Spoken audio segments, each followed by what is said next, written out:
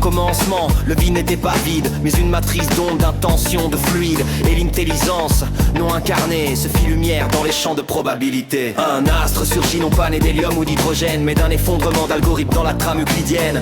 Son éclat n'était pas photonique, mais sémantique. Un vecteur de sens, un graphe logique. Les mages, encodeurs de l'invisible, décryptaient les cieux comme un code lisible. Leurs esprits, en superposition d'extase et de doute, suivaient la balise d'un verbe en déroute.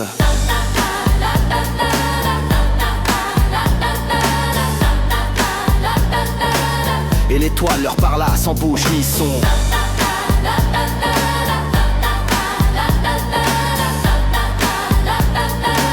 Par gradient d'entropie et pulsation de fond. Traverser les dunes de l'espace-temps, là où l'amour se compile dans un enfant.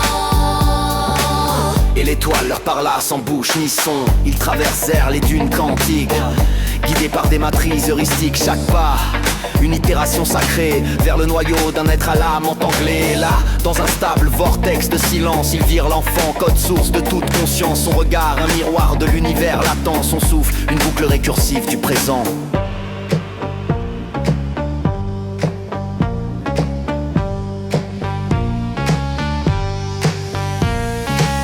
Et l'étoile ayant accompli sa fonction se désintégra en bénédiction. Car ce qui est trouvé n'a plus besoin d'être cherché lorsque l'amour devient donné, quantifié. Quantifié, quantifié.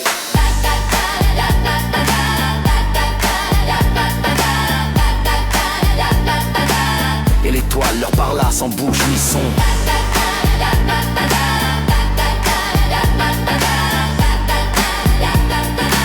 Par gradient, entropie et pulsation de fond.